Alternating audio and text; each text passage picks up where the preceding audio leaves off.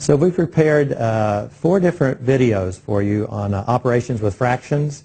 The first video is addition with a little bit of introduction on some of the prerequisite skills you might need. Then we do, for each of the other operations, we expose you to analyzing the word problem, looking at the area model, looking at the Cuisenaire rod model, and then we develop the paper and pencil algorithm that comes after that.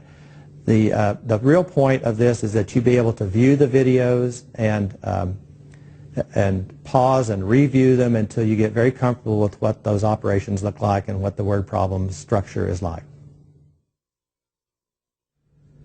Okay, so we're going to start with just some introductions to some basic fraction concepts that we have to have in place, some prerequisite skills in order for these operations with fractions to make sense later.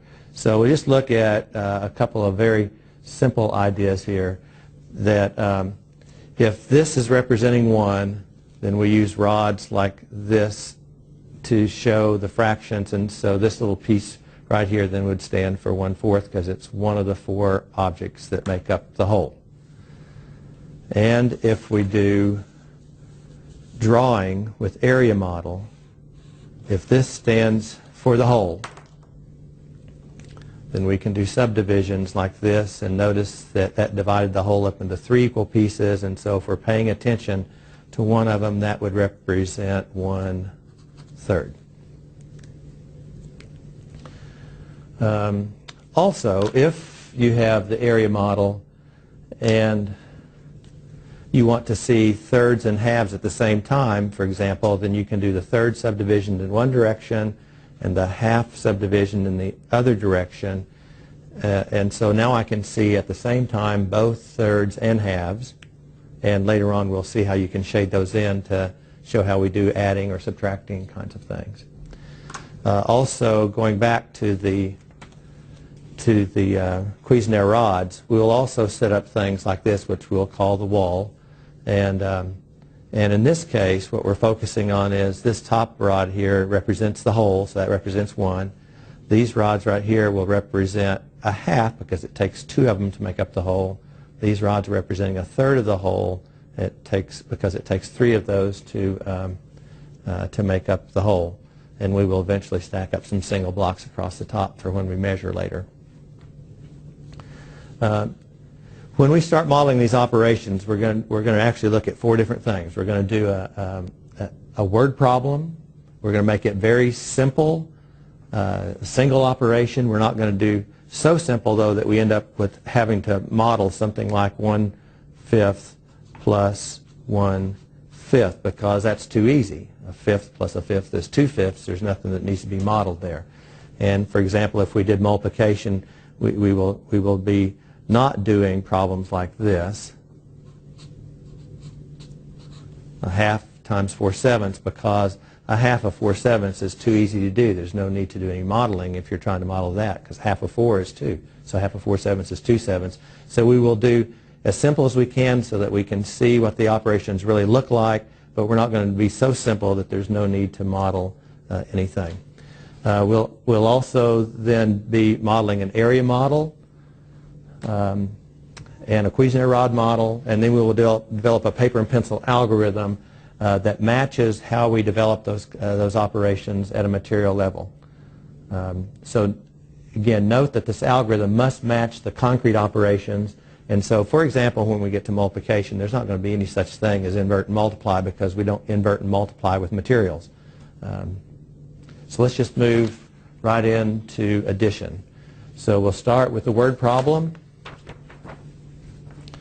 So here's the example of the word problem. Again, very simple, but we'll model some harder ones later. So addition. Mary has a third of a whole pizza. Jim has a half of a whole pizza. How much of a whole pizza do they have when they put their pizzas together? We will have talked about this earlier, but let me just remind you that none of these operations make any sense unless we assume that we're talking about the same size pizza. You can't combine operations unless you're talking about the same whole all the way through. So let's start with an area model. So let's start by drawing a rectangle that represents the whole pizza. I know it doesn't look like a pizza, but we'll just pretend it's a rectangular pizza. And we're going to shade the 1/3.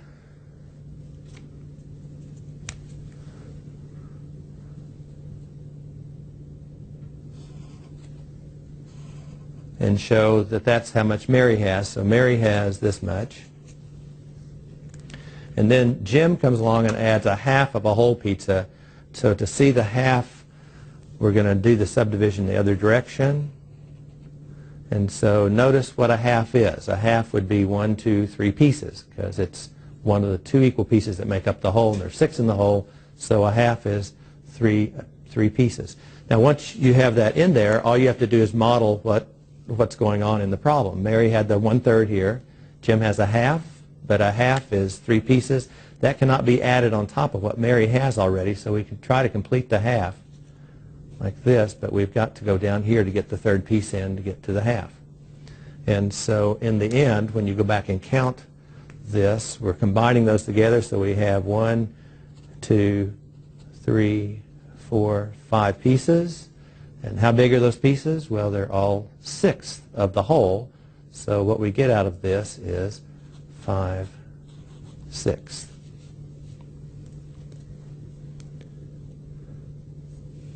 Okay, let's move on to Cuisenaire rod model. So in this one, we need to have something that, again, represents the whole, exactly like what we did over here. We need to know what the whole is. We need to know what thirds look like. We need to know what halves look like. So we're going to do the same thing, just with a different model, multiple representations here. And I'm just going to go ahead and put this green rod out here, but normally when kids start, they have to experiment. They've got to find a whole that actually has thirds and halves in it.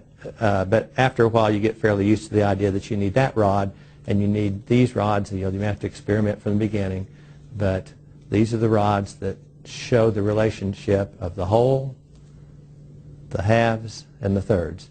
And we always go ahead and stack single blocks across the top. Now this arrangement here, again with apologies to Pink Floyd, is called the wall. And you always show the wholes, all the fractions involved in the problem, the single blocks across the top. And we will do this for every single operation, whether it's addition, subtraction, multiplication, or division. We'll always make the wall because we need to operate on these fractions and see what they look like. By the way, we also never want to destroy the wall. If you need to go find some more blocks to model thirds and halves, you go find them somewhere else. Don't take the wall apart because we're always referring back to that. Okay, so now we know what each thing looks like. All we have to do is go back and model it in the original problem. Mary has a third of a whole pizza. What does a third look like? Well, that's this piece right here, so here's how much Mary has. Jim has half of a whole pizza, so again, half is this piece right here, so Jim adds that much on. And note that we are actually doing a linear model here, that we're starting at this point and going all the way to here like it was a number line, saying from there to there is a third, and then I add a half onto that, and really what I want to know is how much altogether, so I'm trying to measure how much total is involved here. So that's what you do at the end, is you just go back and measure it. We always go back and measure with the single blocks, and we'll notice that when we measure that, it's 5 blocks. So I know the answer is 5 something. That's when I refer back to the wall again and say, well, how big are those blocks? Well, those blocks are 1/6 of the whole, so what you get out of this is 5/6.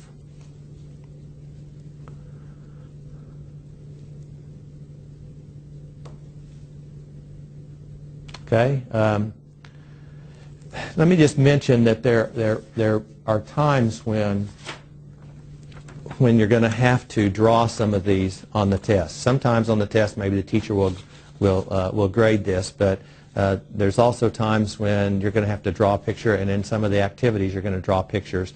And let me just show you how you don't have to be extremely precise with this. All you have to do is just show the wall. So I'm just going to draw the wall that shows the holes. You don't even have to do colors on these if you don't want to. These are thirds. This is the half. And you got little single blocks up here across the top. I'm just trying to show you how sloppy you can be with this, and it won't matter.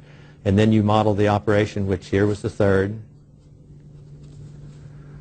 And then we add on to that the half. And then you measure.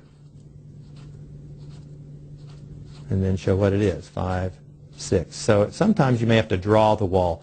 Always make the wall first, so that you're not trying to draw it from scratch, because it's about the relationship between these blocks. And so make the wall and just draw what you've already modeled. Okay, the last thing that we're going to look at on this is to do a paper and pencil algorithm. One note that I'll make on this is you don't do the paper and pencil algorithm at the beginning. Paper and pencil is what comes after you've already made sense of the concept. We're just reflecting what we already know how to do. So the original problem here was 1/3 plus 1/2. And if you either go back and look at